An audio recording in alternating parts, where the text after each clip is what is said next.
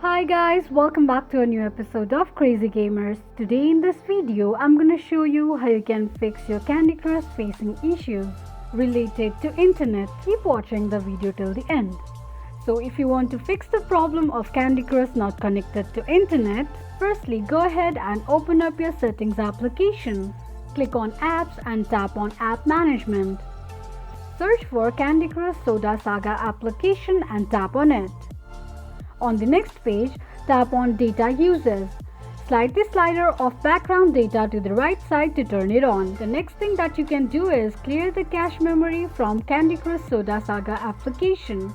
For that, from the app information page, click on Storage Uses and tap on Clear Cache option. Clear the cache, and that is how you will be able to fix your problem of Candy Crush not connecting to internet quickly and easily just in few steps. If you have any thoughts or queries, let us know in the comment section.